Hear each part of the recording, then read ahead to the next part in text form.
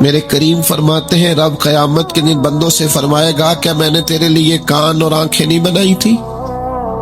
کبھی اندھے سے مل کے دیکھے نا، کبھی بہرے سے بات کر کے دیکھے نا۔ رب فرمائے گا کیا میں نے تیرے لیے کان اور آنکھیں نہ بنائی تھی؟ اللہ فرمائے گا کیا میں نے تیرے لیے جانوروں کو، کھیتوں کو مسخر نہیں کیا تھا؟ ہر جانور پر تو سواری کرتا ہے، جانوروں کے گوشت کھاتا ہے، جانوروں کا دودھ پیتا ہے، کھیت کے اندر ہل چلاتا ہے، اناج ہے، پھل ہے، سبزیاں ہیں۔ وَالَّذِي خَلَقَ لَكُم مَّا فِي الْأَرْضِ جَمِيعًا، زمین میں جو کچھ ہے حضرت انسان کے لیے پیدا کیا۔ اللہ فرمائے گا تیرے لیے کان بنائے، آنکھیں بنائی، تیرے لیے مسخر کیا جانوروں کو، تیرے لیے مسخر کیا کھیتوں کو۔ پھر رب کہے گا میں نے تجھے خوشحالی دی، میں نے تجھے سرداری دی۔ پھر اللہ فرمائے گا یہ بتا کیا تجھے مجھ سے ملنے کا یقین نہیں تھا؟ کیا تجھے یہ خبر نہیں تھی کہ تیری رب سے بھی ملاقات ہوگی؟ تجھے اللہ کے حضور بھی حاضر ہونا ہے، تجھے اس کا یقین نہیں تھا؟ اور حدیث پاک کا جو آخری جملہ ہے وہ ہر دل پر دستک دیتا ہے۔ حضور فرماتے رب فرمائے گا میں بھی آج تجھے اسی طرح ہی فراموش کر دوں گا جس طرح تو نے مجھے بھلا دیا تھا۔ جا، تو نے اگر مجھے بھلا دیا تھا آج میں نے بھی تجھے فراموش کیا۔ دعا کرو ہمارے ساتھ یہ سلوک نہ ہو۔ ہم تو مالک کے کرم کی امید پر ہی قبر میں جائیں گے، اس کی رحمت کی امید پر ہی میدان محشر میں کھڑے ہوں گے۔ باقی پتہ سارا ہے سردار نو کیتیاں دا، ایدہ پردہ پایا ہی تیرا پلا ہوسی۔ خبر تو ساری ہے، پتہ تو سارا ہے، علم تو سارا ہے۔ سب سے زیادہ ہم جانتے ہیں کہاں کہاں نافرمانی ہوئی۔ یاد رکھنا اس کے حضور کھڑے ہونا ہے، اللہ کے حضور جواب دینا ہے۔ اگر ظلم کیا ہے ملازم پر تو جواب پھر بھی دینا ہے، ظلم کیا ہے گاہک پر تو جواب پھر بھی دینا ہے، اگر ظلم کیا ہے پڑوسی پر تو جواب پھر بھی دینا ہے۔ فَوَرَبِّكَ لَنَسْأَلَنَّهُمْ أَجْمَعِينَ، محبوب تیرے رب کی قسم، اپنے لفظوں میں بات کروں، اللہ کہتا ہے محبوب میں نو تیرے رب دی قسم میں انہوں پوچھ لینا ہے، پوچھ لینا میں نے ان سے سوال کرنا، اما کانوا یعملون، جو یہ عمل کرتے تھے پوچھوں گا، سوال کروں گا۔ اور میرے نبی پاک صلی اللہ تعالی علیہ وسلم کے غلاموں، اگر ظلم کیا ہے بیوی پر حساب پھر بھی دینا ہے، اگر وراثت کی تقسیم پر زیادتی کی ہے بہن بھائیوں سے حساب پھر بھی دینا ہے، اگر تربیت ٹھیک نہیں کی اپنے بچوں کی تو حساب پھر بھی۔ تم سربراہ تھے ایک ادارے کے، تمہارے پاس امانتیں آتی تھی، بچے پڑھتے تھے، مجموع کے مجمع تم سے عقیدتیں رکھتے تھے، لوگ تمہیں نیک سمجھتے تھے، ہاتھ چومتے تھے، پھول پھینکتے تھے، تم نے بڑی عزتیں سمیٹی، تم نے خوشحالیاں اور سرداریاں سمیٹی۔ فَوَرَبِّكَ لَنَسْأَلَنَّهُمْ، تمہیں حساب دینا ہے۔ آج بڑے بڑے لوگ حساب کے ڈر سے کانپ گئے۔ بغداد کے شیخ عبد القادر جیلانی حرم مکہ میں سر سجدے میں رکھ کے کہنے لگے مہربانی کرنا مجھ سے حساب نہ لینا۔ خواجہ حسن بصری کہتے ہیں میں حرم میں تھا، اپنے حجرے میں تھا، کسی کے چیخنے کی آواز آئی یا اللہ معاف کر دے، یا اللہ معاف کر دے، حساب والے دن میرے اوپر نرمی کرنا۔ فرماتے میں نے کہا کوئی گناہگار آہوزاری کر رہا ہے، میں جا کے تسلی دیتا ہوں۔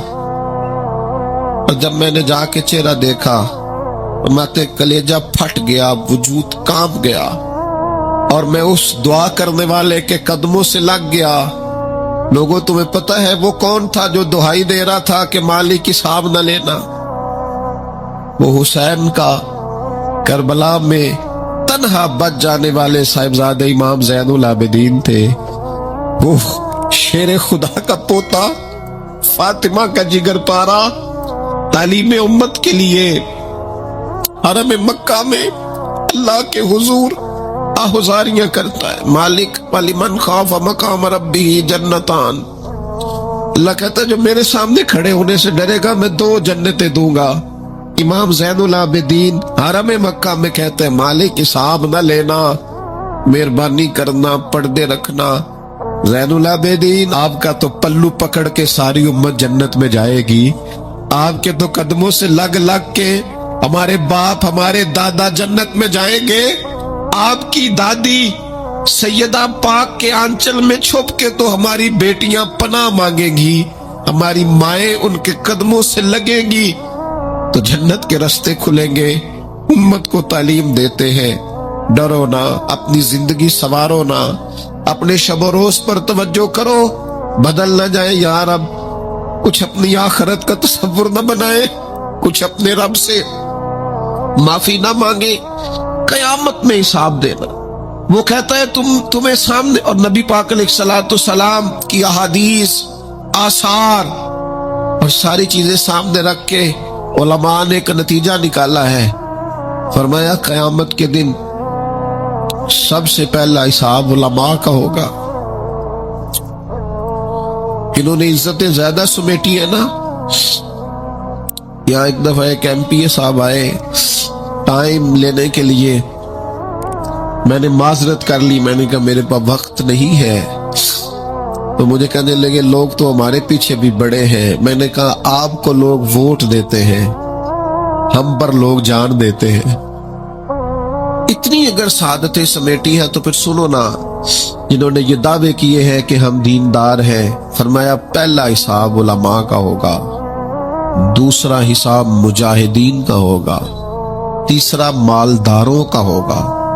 اور فرمایا یہاں تک کہ اللہ تو صبح قیامت انبیاء کرام علیہ السلام سے بھی تبلیغ کے بارے میں سوال کرے گا. ہر ایک سے سوال ہونا ہے. ہم اپنی اپنی تیاری کریں قیامت کے روز کے لیے، آخرت کے دن کے لیے. یا ایھا الذین آمنوا اتقوا اللہ ولتنظر نفس ما قدمت لغد. اے ایمان والو اللہ سے ڈرو اور ہر نفس یہ سوچے کہ میں نے آخرت کے لیے آگے کیا بھیجا ہے. آؤ آج اپنے اپنے اعمال کا جائزہ لیں. ہمارے لیے آج شام کھانے میں کیا ہے یہ سب کو پتا ہے. اس ماہ میرے گھر میں کیا آمدن ہے، کیا خرچ ہے، یہ سب کو پتا ہے.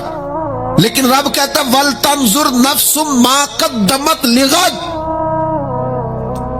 یہ بھی دیکھ تو نے اپنی قبر کے لیے آگے کیا بھیجا ہے، آخرت کے لیے آگے کیا بھیجا ہے. یہ دیکھ قیامت والے دن کے لیے تیرے پاس سرمایہ کیا ہے. وہاں جب اللہ کے حضور حاضر ہونا ہے تیرے پاس پیش کرنے کو کیا ہے. جناب صدیق کے پاس پیش کرنے کو وفا ہے، امت کی خدمت گزاری ہے جناب عمر کے پاس، جناب عثمان غنی کے پاس سخاوت ہے. مولا علی نے ہر میدان میں تلوار چلا کے اسلام کا جھنڈا بلند کیا ہے. حسین ابن علی نے سر دے کر اللہ کے حضور نظر پیش کی ہے. میں بھی سوچوں نا یار، آپ بھی سوچے نا، نعمتوں کی بہتات کتنی. ہماری بھری ہوئی تجوریاں، ہمارے آنگن میں کھیلتی ہماری اولادیں، ہمارے ارد گرد ہمارے دوستوں کی لائنیں، ہمارے دسترخوان پر بچھی ہوئی نعمتیں، ہمارا تندرست وجود، ہماری بولتی زبان، ہماری دیکھتی آنکھیں، ہمارے سنتے کان، ہماری سانس لیتی روح. اس سارے وجود سے ہم نے کیا اکٹھا کر کے اپنی آخرت کے لیے بھیجا ہے. صبح قیامت کے لیے ہم نے سامان کیا کیا ہے. اللہ کے حضور جب ہمیں جواب دینا ہے تو ہمارے دامن میں کیا ہے، کیا پیش کرنا ہے. آج اپنے دل سے، اپنی روح سے یہ سوال ہمیں ضرور کرنا ہے، اور ایک بار نہیں 6 بار کرنا اور بار بار کرنا ہے. نبی پاک صلی اللہ تعالی علیہ وسلم نے ارشاد فرمایا ہے، حضور فرماتے 5 سوال پوچھے گا رب قیامت کے دن، اور جب تک تم ان سوالوں کے جواب نہیں دو گے تمہیں ہلنے نہیں دیا جائے گا. ایک یہ پوچھا جائے گا عمر کہاں گزری، سارا وقت ضائع ہو گیا موبائل پہ، سارا ٹائم ضائع ہو گیا خوش گپیوں میں، شغل میلہ، آنا جانا، عمر ساری قیمتی وقت ضائع کر دیا. اور پھر ایک سوال، اسی سوال سے متعلقہ دوسرا ہوگا، جوانی کہاں گزاری؟ وہ ساری کھیل کود میں گزر گئی، لہو و لعب میں گزر گئی، گیموں میں گزر گئی، یہ سوال ہوگا. اور تیسرا سوال رب پوچھے گا، بتاؤ نا مال کہاں سے کمایا، ذرائع آمدن بتاؤ. دنیا میں تو تم نے دھول جھونک لی، جہاں دھونکنی تھی یہاں بتاؤ کہاں سے کمایا، اور کما کر بھی تم مالک نہیں ہوئے. چوتھا سوال یہ پوچھا جائے گا، بتاؤ مال خرچ کہاں کیا. اور میرے نبی پاک فرماتے ہیں پانچواں سوال یہ ہوگا، یہ بتاؤ اپنے علم پر عمل کتنا کیا. لیکچر دینا آسان ہے، تقریر کرنا آسان ہے، واعظ کرنا آسان ہے، سمجھانا آسان ہے، فیس بک پر اچھی نصیحت لکھ دینا آسان ہے، روز صبح واٹس ایپ پہ سب کو بہترین نصیحتیں بھیجنا آسان ہے. لیکن قیامت کے سوالوں میں سے ایک معتبر سوال ہے، بخاری میں موجود ہے. 5 سوالوں میں سے آخری سوال یہ ہے کہ جو تم جانتے تھے، جس کا تمہیں علم تھا، جو تم نے سیکھا تھا، جو تم نے پڑھا تھا، اس پر تمہارا عمل کتنا تھا؟ کس کو نہیں پتا نماز فرض ہے؟ کس کو نہیں پتا والدین کی خدمت کرنا ضروری ہے؟ حلال حرام کی تمیز سے کون آگاہ نہیں ہے؟ کون نہیں جانتا کہ میرا رویہ تلخ ہے، لوگوں کو تکلیف دیتا ہے؟ کون نہیں سمجھتا کہ میری فلاں چیز کی وجہ سے فلاں لوگ تڑپتے ہیں، سسکتے ہیں، روتے ہیں؟ بہت ساروں کو پتا ہے کہ میری بیوی، میرے بچے، یہ کچھ عورتوں کو پتا ہے میرا شوہر، میرے خاندان والے میری وجہ سے تکلیف میں. بہت سو کو پتا ہے میری وجہ سے میرے پڑوسی تکلیف میں. بہت سو کو پتا ہے میری وجہ سے میرے ملازم تکلیف میں ہیں. تم سے پوچھا جائے گا اپنے علم پر کتنا عمل کیا. وہ جو تم جانتے تھے، جتنا تمہیں شعور تھا. آج پوری امت مسلمہ میں کیا ہو رہا ہے؟ تقریریں، واعظ و نصیحت، فقط واعظ و نصیحت. اقبال کہتے ہیں مسجد تو بنا دی شب بھر میں ایمان کی حرارت والوں نے. اور یہ دیکھنا کیا کہتے ہیں من اپنا پرانا پاپی تھا، برسوں میں نمازی بن نہ سکا. اور اقبال بڑا اپدیشک ہے، من باتوں میں موہ لیتا ہے. بڑی سونی باتیں کرنی آتی ہے ہمیں. اقبال بڑا اپدیشک ہے، یہ من باتوں میں موہ لیتا ہے، پر گفتار کا قاضی ہے یہ بنا، کردار کا غازی بن نہ سکا. گفتار کا غازی بننا آسان ہے، لیکن اپنے عمل میں نکھار لانا. ہاں، سب سے پہلے 2 چیزوں کا حساب ہونا قیامت میں، یاد رکھیے گا.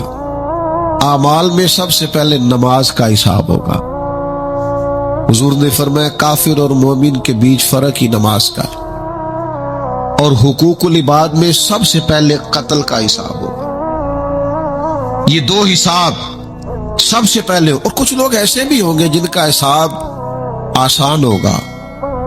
نبی پاک علیہ السلام نے وہ 3 لوگ بھی بتائے ہیں جن سے میرا مالک آسان حساب لے گا. یا رسول اللہ کون کون سے؟ حضور نے فرمایا جس سے لوگ توڑتے تھے پر وہ جوڑتا تھا، رب آسان حساب لے گا. اور کریم فرماتے ہیں، یہ آپ نے بھولنے نہیں، یہ لب لباب ہے ساری گفتگو کا، یاد رکھ. فرمایا جو تجھے محروم کرے اسے عطا کر، جو تجھ سے توڑے تو اس سے جوڑ، اور جو تجھ سے زیادتی کرے تو اسے معاف کر دے. اللہ قیامت میں تجھ سے آسان حساب لے گا. اللہ تیرے لیے قیامت میں آسانی پیدا کر دے گا. میرے بھائیوں، ایک اور بندہ بھی ہے جس سے قیامت میں بڑا آسان حساب ہوگا. کریم محبوب علیہ السلام نے فرمایا جس کے سینے میں حسد نہیں نہ ہوتا، جس کے دل میں بغض نہیں ہوتا، جس کے دل میں کینہ نہیں ہوتا، سانو تخت ہزارے دی لوڑ کیے، وہ اسی کسے دے کچھ بھی نہیں لگ دے، نہ کوئی ساڈا دردی. وہ جو سینہ بالکل، جن کا سینہ بے کینہ ہوتا ہے نا، کشادہ دل، سب کے لیے پیار، سب کے لیے محبت، سب کے لیے وارفتگی، ہر ایک، سارے سمجھتے ہیں مجھ سے ہی پیار زیادہ ہے. سینہ کشادہ ہے، دل بڑا ہے. فرمایا جن کے سینے کشادہ ہوں گے، بغض سے، عداوت سے، حسد سے، کینے سے پاک ہوں گے، اللہ قیامت میں آسان حساب لے گا. اچھا، میرا وجدان کہتا ہے کہ میرے نبی پاک کے پاک لفظوں کا معنی یہ ہے قیامت میں رب ان سے فرمائے گا جاؤ میں نے تمہیں معاف کیا. جن کے سینے صاف ہوں گے، دل صاف ہوں گے، پاک ہوئے تے پاک کی مل ڈائی، ਬਿਨਾ ਪਾਕੋ ਪਾਕ ਨਹੀਂ ਮਿਲਦਾ। ਸਾਰੇ ਵਜੂਦ ਨੂੰ ਧੋਣ ਦੇ ਨਾਲੋਂ ਇੱਕੋ ਧੋਲਾ ਟੁਕੜਾ ਦਿਲ ਦਾ।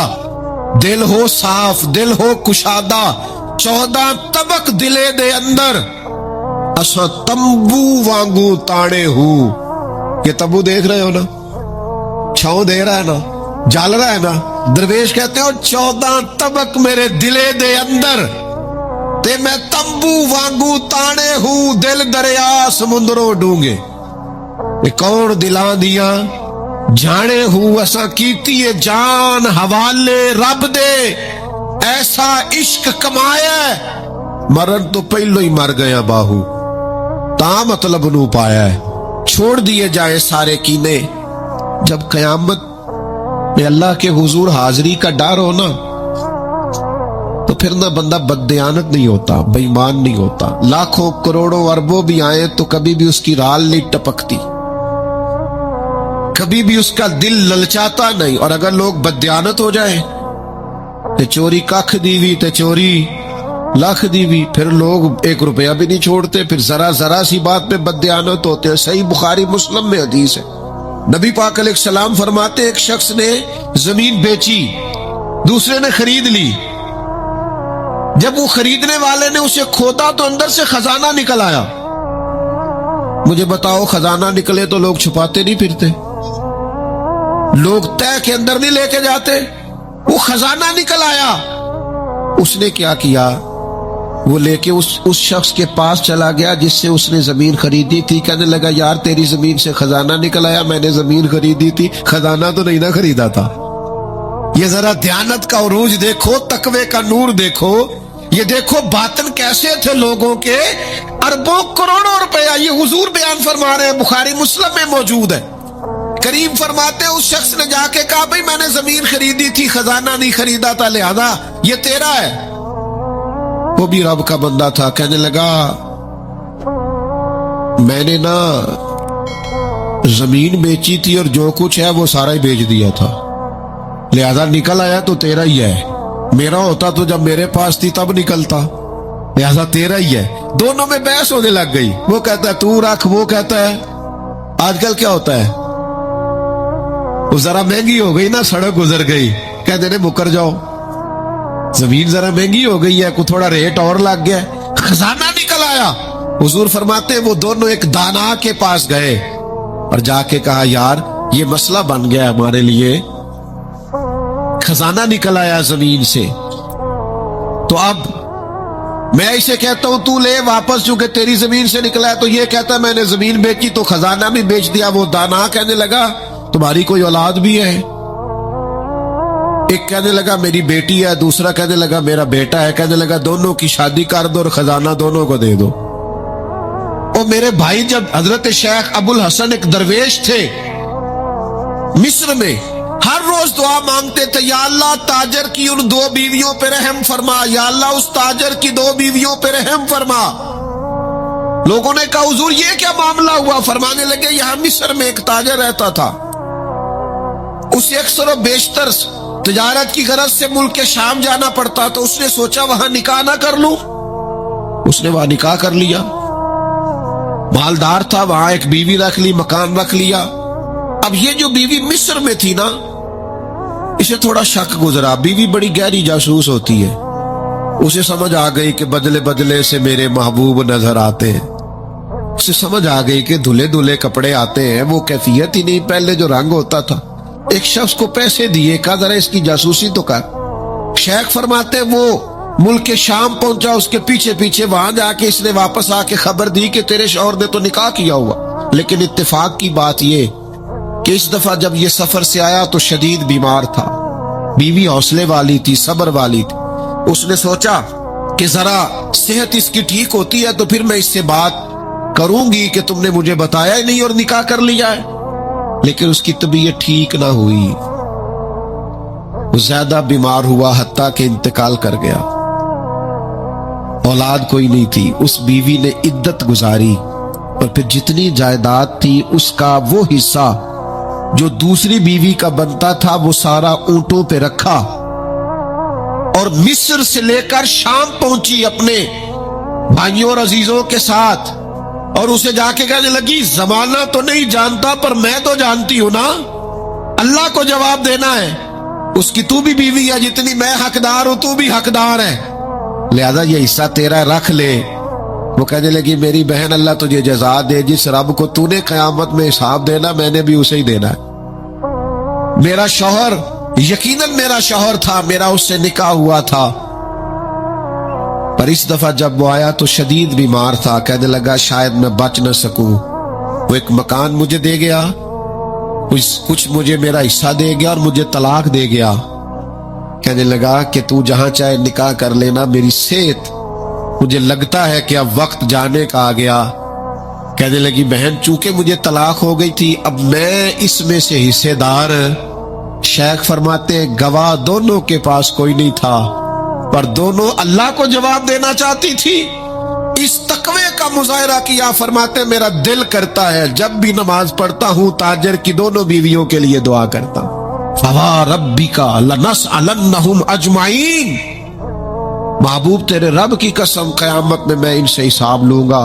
یہ جو آخرت کا تصور ہے نا، حضرت ابو ذر غفاری رضی اللہ تعالیٰ عنہ نے اپنے غلام سے کہا جو بہترین اونٹ ہے وہ اللہ کے رستے میں خرچ کر دو، خیرات کر دو، بہترین۔ شام کو سیدنا ابو ذر غفاری رضی اللہ تعالیٰ عنہ تشریف لائے تو وہ جس اونٹ کے بارے میں آپ اشارہ کر کے گئے تھے خرچ کر دینا، اللہ کے رستے میں دے دینا، وہ بندھا ہوا ہے، اور اس سے جو دوسرے نمبر کا کم، اس سے جو کم قیمت کا تھا، باقی سب میں بہتر لیکن اس سے کم قیمت کا، وہ اونٹ آپ کے غلام نے اللہ کے رستے میں خرچ کر دیا، خیرات کر دیا۔ تو آپ فرمانے لگے یار میں نے تمہیں کہا تھا یہ اونٹ دینا۔ وہ کہنے لگا حضور یہ تو آپ کی سواری کا اونٹ ہے نا، تو میں نے چاہا تھا جو آپ کی سواری کا اونٹ ہے وہ رکھ لیا جائے۔ تو سیدنا ابو ذر غفاری رضی اللہ تعالیٰ عنہ فرمانے لگے میں سواری کے لیے تو تجھے کہہ رہا تھا خرچ کر دے، پر دنیا کی سواری کے لیے نہیں، آخرت کی سواری کے لیے۔ وہ جو قیامت میں اللہ کے حضور پیش ہونا ہے تو میں نے کچھ بھیجا ہوا تو ہو، وہاں میرے پاس کوئی خزانہ تو ہو، آخرت کی جمع پونجی تو ہو، کوئی ہو نا میرے پاس جو میں نے آخرت کے لیے۔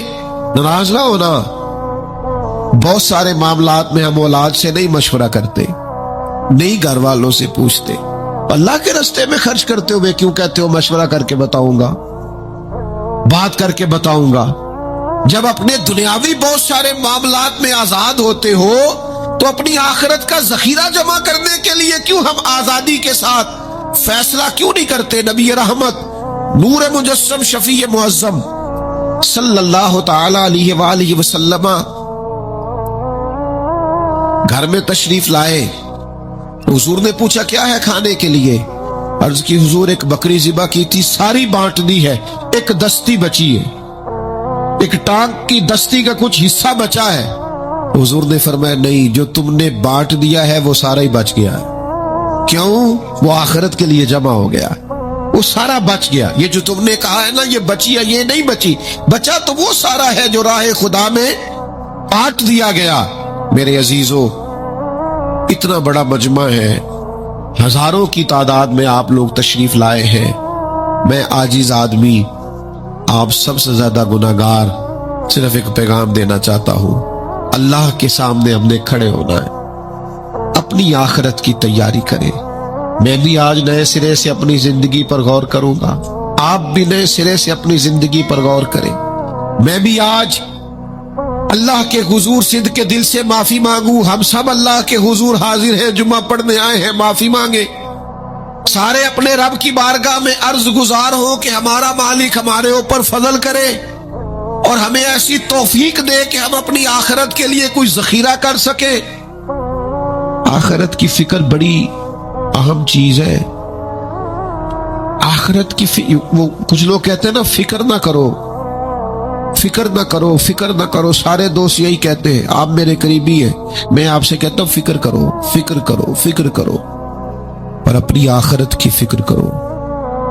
2-2.5 سال ظاہری طور پر عمر کم تھی حضرت صدیق اکبر کی نبی پاک سے، لیکن ایک دن حضرت صدیق اکبر نے عرض کی یا رسول اللہ صلی اللہ تعالی علیہ وسلم، میں دیکھ رہا ہوں آپ پر تو بڑھاپا آ گیا ہے، بال مبارک سفید ہو رہے ہیں۔ تو حضور فرمانے لگے سورہ ہود سورہ واقعہ، سورہ مرسلات، فرمائے اس طرح کی صورتوں نے مجھے بوڑھا کر دیا۔ کیوں؟ ان میں قیامت کا ذکر ہے، ان میں آخرت کا ذکر ہے، اللہ کے حضور حاضری کا ذکر۔ ان صورتوں نے، ان کی فکر نے، حضور فرماتے ہیں، یہ ترمذی شریف میں موجود ہے، مجھے بوڑھا کر دیا ہے۔ ہم بھی بوڑھے ہو گئے ہیں پر اولاد کی فکر میں، ہم بھی بوڑھے ہو گئے ہیں مال کی فکر میں۔ ہمیں بھی کچھ تھوڑی فکر کرنی چاہیے آخرت کی۔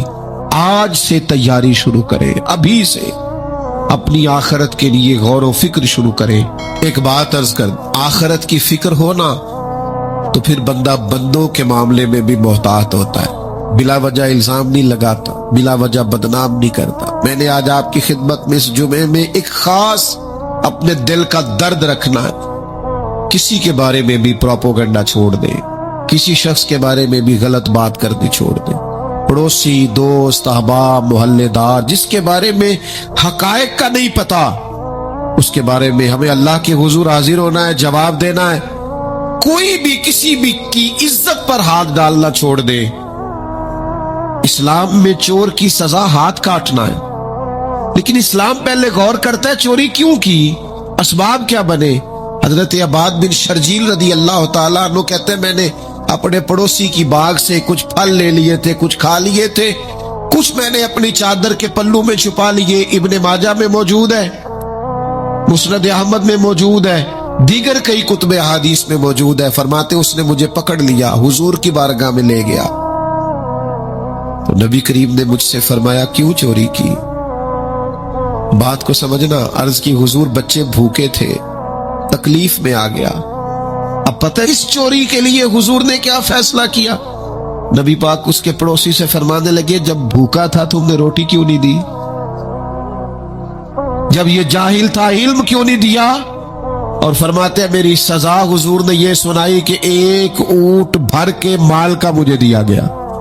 دوستو، الزام تو لگا دیتے ہو کہ فلاں غریب آدمی بار بار مانگتا ہے، فلاں بار بار ستاتا ہے، فلاں قرض مانگتا ہے۔ اپنی آخرت سے ڈرے، دیکھے تو صحیح لوگ مجبور کیوں ہیں، تنگ دست کیوں ہیں، پریشان کیوں ہیں۔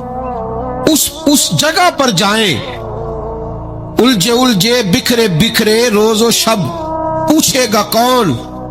لوگ تیرا جرم پوچھیں گے، سبب پوچھے گا کون؟ لوگ پوچھتے ہی نہیں، توجہ ہی نہیں کرتے کہ جرم کیوں ہوا، اس کی نوعیت تک لوگ جاتے ہی نہیں۔ خدا را جناب عبداللہ ابن عمر خود فرماتے ہیں کہ سرکار نے مجھ سے پوچھا کہ عبداللہ یہ بات ٹھیک ہے کہ تم ہر روز ہی نفلی روزہ رکھتے ہو اور ہر رات ہی نفلی عبادت کرتے ہو؟ تو میں نے عرض کیا یا رسول اللہ صلی اللہ تعالی علیہ وسلم ایسا ہی ہے۔ اللہ کے پیارے حبیب علیہ الصلوۃ والسلام نے فرمایا ایسا نہ کرو۔ وہ نفلی روزہ رکھتے تھے، ہر روز ہر رات نفلی عبادت کرتے تھے۔ تو محبوب نے ان سے تصدیق کرانے کے بعد فرمایا ایسا نہ کرو، کبھی روزہ رکھا کرو، کبھی افطار کیا کرو، اور فرمایا کبھی نماز پڑھا کرو، کبھی سو جایا کرو۔ کیوں؟ اس لیے کہ حضور فرمانے لگے تمہارے جسم کا بھی تم پر حق ہے، تمہاری آنکھ کا بھی تم پر حق ہے کہ اسے نیند آتی ہے، تمہاری بیوی کا بھی تم پر حق ہے، اور فرمایا تم سے جو ملاقات کرنے کے لیے آتا ہے اس کا بھی تم پر حق ہے۔ تو یہ لفظ کہہ کے کہ تمہارے اپنے اوپر بھی حقوق ہیں، تمہاری ذات کے بھی تم پر حق ہیں۔ بعض لوگ تصوف اور طریقت کے نام پر بہت مشکل باتیں کرتے ہیں اور بہت مشکل باتیں سناتے ہیں، اور بعض لوگ پھر ان باتوں کا بڑا سخت اور مشکل معنی بھی لیتے ہیں کہ بڑی شدید جد و جہد کرنی چاہیے، ہمیشہ راستہ وہی اختیار کرنا چاہیے جو مشقت والا ہو، ہمیشہ وہی کام کرنے چاہیے جن کے اندر زیادہ دشواری ہو۔ ٹھیک ہے، بعض اوقات مشقت والے کام، مجاہدے والے کام انسان کی نفس کی تربیت کے لیے بڑے اچھے ہوتے ہیں، لیکن ایسی مشقتیں، ایسے مجاہدے جو انسان کو اتنا کمزور کر دیں کہ وہ ضرورت کے جو حقوق ہے وہ بھی پورے کرنے کے قابل نہ رہے، اس کی صحت پر ہی اثر انداز ہو جائیں، وہ آنے جانے والوں سے ملنے کے قابل ہی نہ رہے، وہ دیگر اس کے ذمے جو اس کے خاندان کے قبیلے کے بال بچوں کے حقوق ہیں وہ ادا ہی نہ کر سکے تو اسلام اس کی بھی اجازت نہیں دیتا۔ خود ساختہ تصوف اور خود ساختہ طریقت کا جو مفہوم لوگوں نے بنا لیا ہے وہ مفہوم بھی درست نہیں ہے۔ ہمارے بزرگ تھے شیخ المشائخ اور استاذ الاساتذہ حضرت شیخ محمد تحسین رضا خان صاحب بریلوی رحمۃ اللہ تعالی علیہ، 50 سال کے لگ بھگ انہوں نے درس حدیث دیا ہے۔ تو میں ان پر ایک مضمون لکھ رہا تھا، میں نے ان سے عرض کی حضور آپ تہجد پڑھتے ہیں؟ فرمانے لگے نہیں،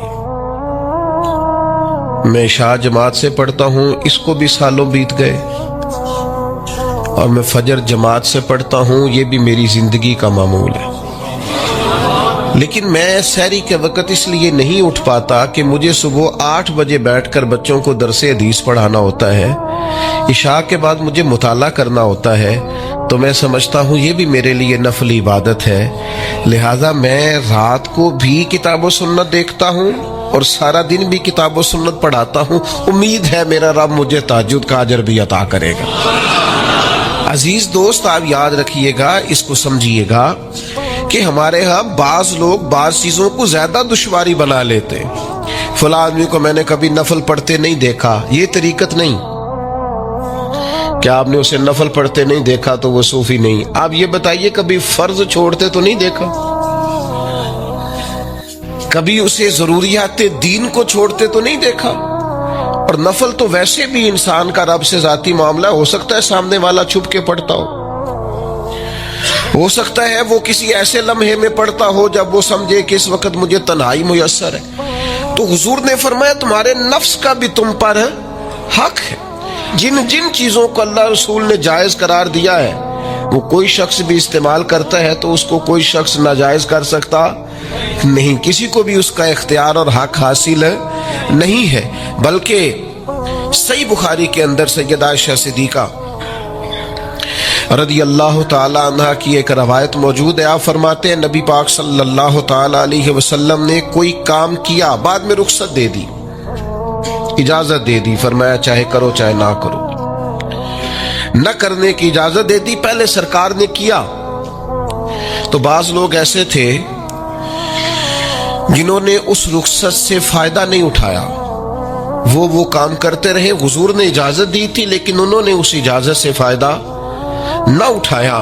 تو نبی کریم علیہ السلام کو جب اس بات کا علم ہوا تو محبوب نے اللہ کی حمد کی اور حضور فرمانے لگے یہ بعض لوگوں کو کیا ہو گیا ہے کہ وہ ان کاموں سے بچتے ہیں جو میں کرتا ہوں، یعنی جس رخصت اور گنجائش پر میں عمل کر رہا ہوں اللہ کا محبوب ہو کے، وہ اس چیز کو چھوڑ رہے ہیں، اس سے اعتراض برت رہے ہیں، حالانکہ میں اجازت دے رہا ہوں۔ اور پھر اللہ کے حبیب علیہ السلام نے کیا خوبصورت انداز میں اس سارے مفہوم کو اتنا سمیٹا کہ اس کو ہمیشہ کے لیے بند کر دیا۔ اللہ کے محبوب فرمانے لگے مجھے اللہ کی قسم میں تم سب سے زیادہ رب کو جانتا ہوں اور میں تم سب سے زیادہ اللہ سے ڈرتا ہوں۔ تو جب میں کسی گنجائش پہ عمل کر رہا ہوں، جب میں کسی ضرورت پر عمل کر رہا ہوں، تو یہاں ایک دوست تشریف لائے ہمارے پاس تو وہ ہمیں مشورہ دینے لگے کہ آپ کے ہاں بچوں کو چھٹی ہوتی ہے تو وہ تقریباً 1.5 دن بنتا ہے، ظہر کی نماز کے بعد ہفتے کو وہ چلے جاتے ہیں اور اتوار کا سارا دن وہ چھٹی میں رہتے ہیں، تو یہ 1.5 دن پورا ان کا ضائع ہوتا ہے۔ تو یہ تو معاملہ ٹھیک نہیں ہے، اس طرح تو ایسا ہے نا کہ مدارس دینیہ میں کیا کام ہے چھٹی کا؟ تو میں نے ان سے کہا ہو سکتا ہے مدرسے کے طالب علموں کو بھی نیند آتی ہو سکتا ہے ان کا بھی کبھی کسی گراؤنڈ میں جا کے کھیلنے کو جی چاہتا ہو سکتا ہے یہ بھی اسی طرح کے لوگ ہوں جس طرح کے عام بچے ہوتے ہیں، ہو سکتا ہے وہ ساری خواہشات ان کے اندر بھی پائی جاتی ہوں جو باقی لوگوں کے اندر پائی جاتی ہیں۔ آپ وہ پابندیاں کیوں لگاتے ہیں جو پابندی اللہ رسول نے نہیں لگائی؟ جس چیز کو شریعت نے بین نہیں کیا، ہم کون ہوتے ہیں اس کو بین کرنے والے؟ سمجھے؟ ہاں ایک بات ضرور ہے، ہم اپنے وجود کے مالک نہیں ہیں، اس کا مالک اللہ ہے، وہ خالق ہے، ہم مخلوق ہیں۔ وہ معبود ہے، ہم اس کے عابد ہیں، وہ ہمارا مالک ہے۔ ہمیں اپنے نفس کو، اپنے وجود کو اس کی فرما برداری میں رکھنا۔ نفس کے حق کا یہ مطلب نہیں ہے کہ خواہش نفس میں اگر کوئی ناجائز چیز پیدا ہوتی ہے تو اس کی تکمیل کے لیے بھی ہم دوڑ پڑیں گے، اس کی شریعت کے اندر اجازت نہیں ہے۔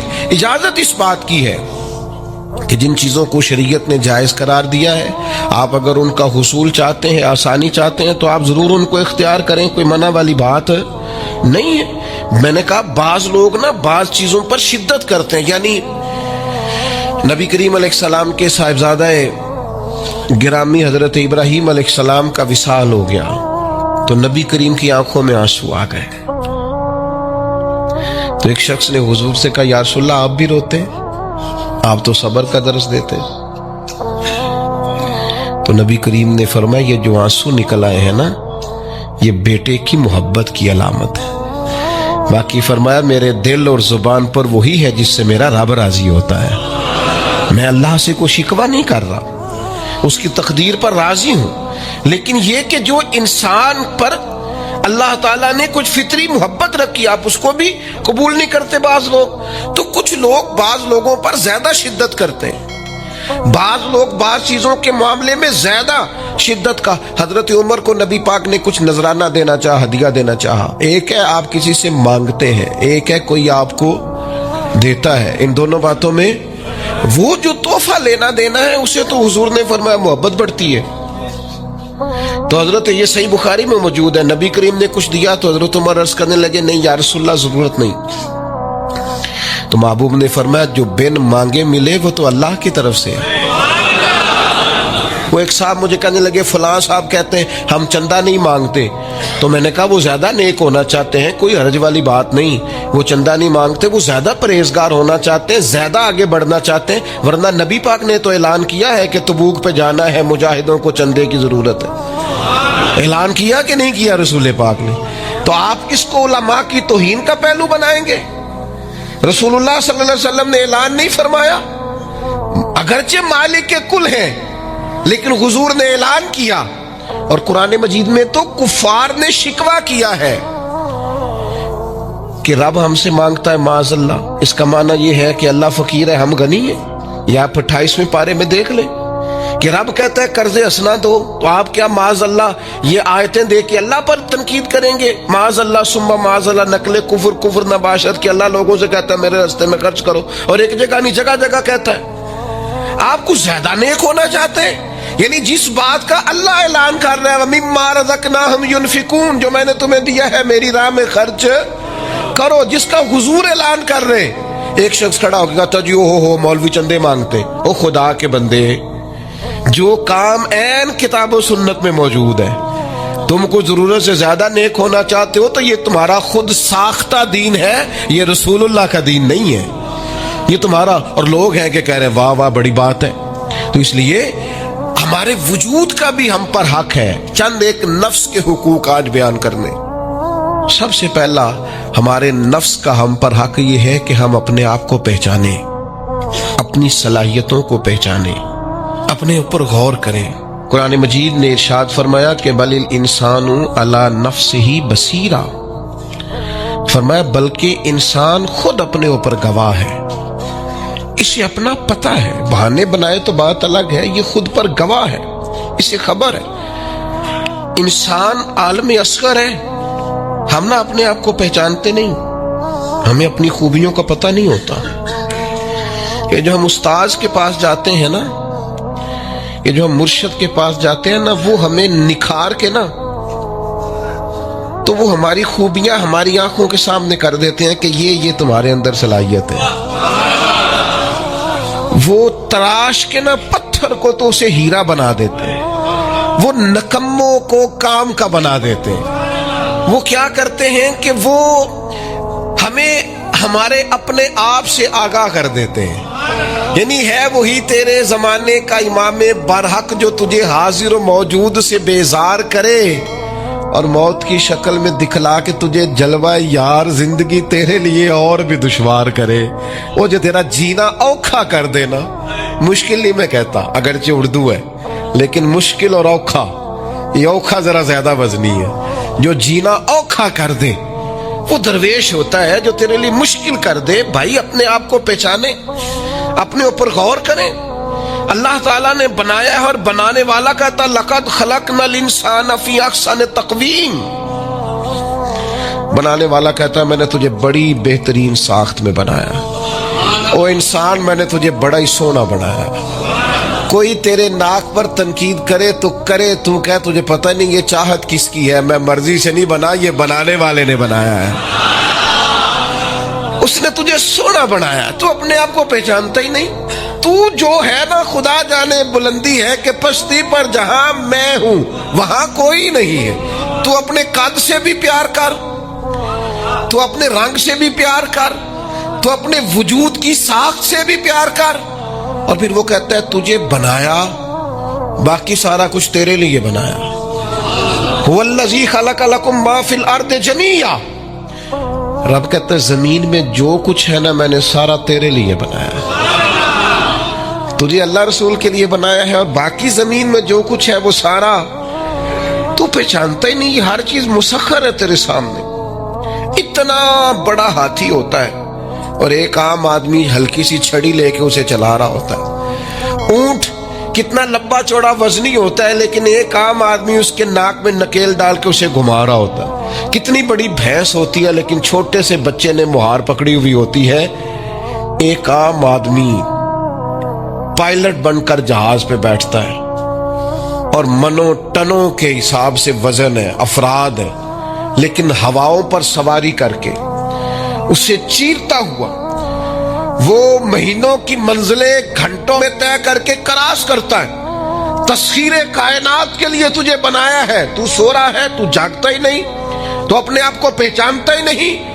اقبال سے کسی نے کہا میں رب تک جانا چاہتا ہوں, تو اقبال کہنے لگے عجب نہیں کہ خدا تک تیری رسائی ہو, پر تیری نظر سے تو پوشیدہ ہے آدمی کا مقام.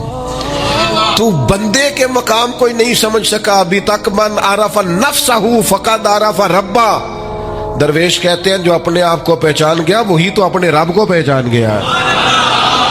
اپنی قدر کو پہچانے, اپنی اہمیت کو پہچانے.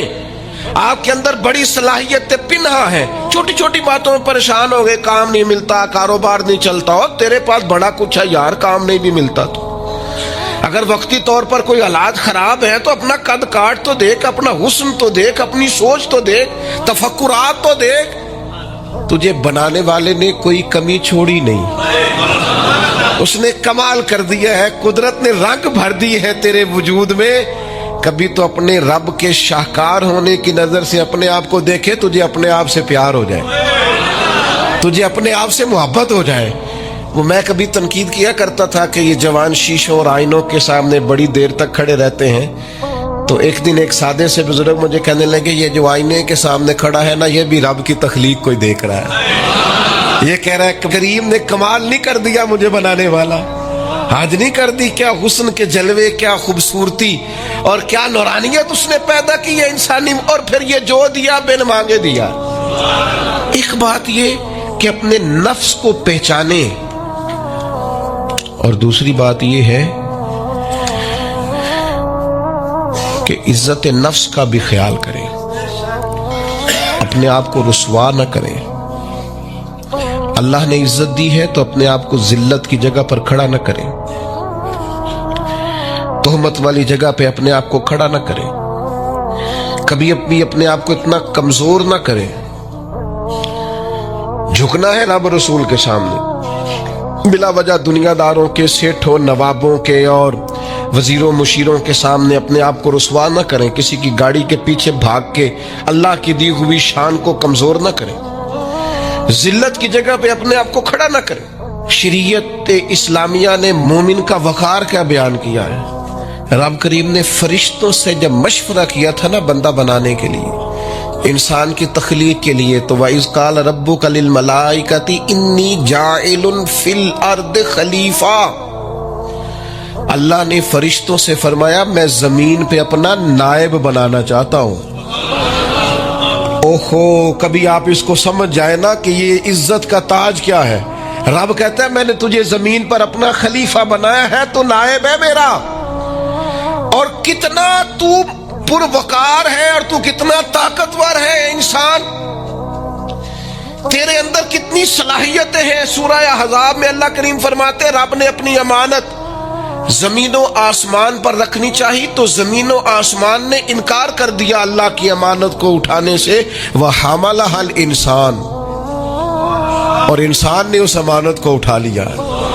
कहा मालिक मैं तेरी अमानत उठाऊंगा, मैं तेरा नाम लेके गलियों में घूमूंगा, मैं तेरी तौहीद के डंके बजाऊंगा। हजरत इंसान ने कहा मैं तेरे नाम के नारे लगाऊंगा, मैं तेरी इबादत करूंगा, मैं तेरे लिए निकलूंगा, मैं तेरे लिए खैरात करूंगा, मैं तेरे रास्ते में अपनी सलाहियत। वह हमलहल इंसान, इंसान ने अमानत उठाई और कहा मालिक मैं निकलूंगा तेरे नाम की सरबुलंदी के लिए, मैं तेरे नाम पर जिहाद करूंगा। अगर जान देनी पड़ी तो दुआएं मांग मांग के कहूंगा मालिक मैं तेरे रास्ते में शहीद होना चाहता हूं। अल्लाह की अमानत को हजरत इंसान क्यों अपने आप को रुसवाई वाली जगह पे खड़ा करे, क्यों कमजोर करे।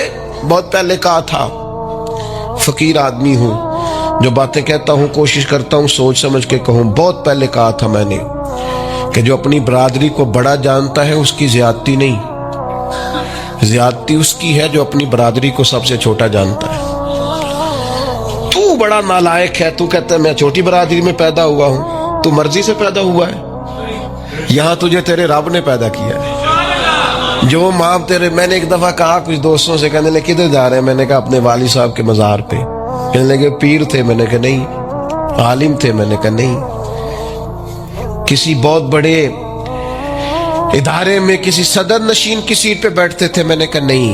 वो ट्रैक्टर पर बैठकर खेतों में हल चलाते थे, शाम को भैंसों का दूध धोते थे, वो किसान थे, वो मेहनत करते थे। फिर वो ताजर थे, छोटी सी तिजारत करते थे।